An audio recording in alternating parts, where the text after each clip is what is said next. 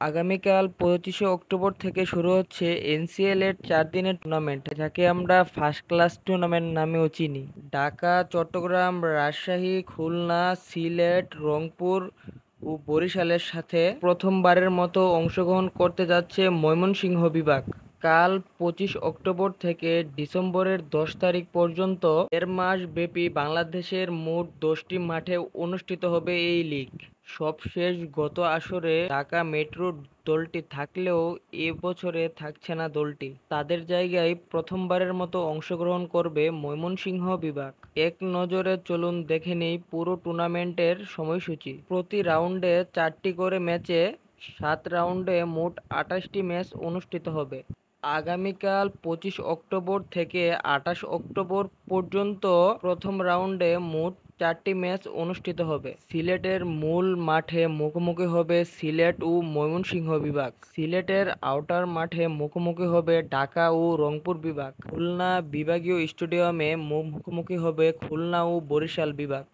রাজশাহী বিভাগীয় স্টেডিয়ামে মুখোমুখি হবে রাজশাহী ও চট্টগ্রাম বিভাগ। তারপর 3 দিন বিরতির পর আগামী 1 নভেম্বর থেকে 4 নভেম্বর পর্যন্ত শুরু হবে দ্বিতীয় রাউন্ড। দ্বিতীয় রাউন্ডের 4টি মাঠে মোট 4টি ম্যাচ অনুষ্ঠিত হবে। সিলেট আউটার স্টেডিয়ামে মুখোমুখি হবে সিলেট ও ঢাকা বিভাগ। কক্সবাজারের 1 নম্বর মাঠে মুখোমুখি হবে রংপুর ও ময়মনসিংহ বিভাগ। মিরপুর স্টেডিয়ামে মুখোমুখি হবে খুলনা ও রাজশাহী বিভাগ। কক্সবাজারের 2 নম্বর মাঠে মুখোমুখি হবে চট্টগ্রাম ও বরিশাল বিভাগ। তারপর আরও 3 দিন বিরতির পর আগামী 8 নভেম্বর থেকে 11 নভেম্বর পর্যন্ত শুরু হবে তৃতীয় রাউন্ড। কক্সবাজারের 1 নম্বর মাঠে মুখোমুখি হবে সিলেট ও রংপুর বিভাগ। ময়মনসিংহ ও ঢাকা মুখোমুখি হবে নাম চূড়ান্ত না হওয়া এক মাঠে। চট্টগ্রামে মুখোমুখি হবে খুলনা ও চট্টগ্রাম বিভাগ। খুলনা বিভাগীয় স্টেডিয়ামে মুখোমুখি হবে রাজশাহী ও বরিশাল বিভাগ। তারপর আরও 3 দিন বিরতির পর আগামী 15 থেকে 18 নভেম্বর পর্যন্ত চলবে চতুর্থ রাউন্ড। সিলেটের আউটার মাঠে মুখোমুখি হবে সিলেট ও খুলনা। কক্সবাজার 2 নম্বর মাঠে মুখোমুখি হবে ময়মনসিংহ ও চট্টগ্রাম বিভাগ। রাজশাহী বিভাগীয় স্টেডিয়ামে মুখোমুখি হবে রাজশাহী ও ঢাকা বিভাগ। বগুড়ার শহীদ চান্দু স্টেডিয়ামে মুখোমুখি হবে রংপুর ও বরিশাল বিভাগ। তারপর আবারও 3 দিন বিরতির পর আগামী 22 থেকে 25 নভেম্বর পর্যন্ত চলবে পঞ্চম রাউন্ড। বগুড়ার শহীদ চান্দু স্টেডিয়ামে মুখোমুখি হবে সিলেট ও চট্টগ্রাম।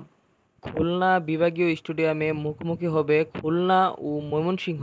কক্সবাজারের 1 নম্বর মাঠে মুখোমুখি হবে ঢাকা ও বরিশাল। রাজশাহী বিভাগীয় স্টেডিয়ামে মুখোমুখি হবে রাজশাহী এবং রংপুর। তারপর আবারও 3 দিন বিরতির পর আগামী 29 নভেম্বর থেকে 2 ডিসেম্বর পর্যন্ত চলবে ষষ্ঠ রাউন্ড। সিলেটের মূল মাঠে মুখোমুখি হবে সিলেট ও রাজশাহী বিভাগ। সিলেটের আউটার মাঠে মুখোমুখি হবে ময়মনসিংহ ও বরিশাল বিভাগ। খুলনা বিভাগীয় স্টেডিয়ামে মুখোমুখি হবে খুলনা ও ঢাকা বিভাগ। রংপুর আর চট্টগ্রাম মুখোমুখি হবে নাম চূড়ান্ত না হওয়া একটি মাঠে। তারপর আবারও 3 দিন বিরতির পর আগামী 6 ডিসেম্বর থেকে 9 ডিসেম্বর পর্যন্ত শুরু হবে সপ্তম এবং শেষ রাউন্ড। রাজশাহী বিভাগীয় স্টেডিয়ামে মুখোমুখি হবে সিলেট এবং বরিশাল। বিকেএসপি 3 নম্বর মাঠে মুখোমুখি হবে ময়মনসিংহ ও রাজশাহী বিভাগ। মিরপুর স্টেডিয়ামে মুখোমুখি হবে ঢাকা ও চট্টগ্রাম বিভাগ।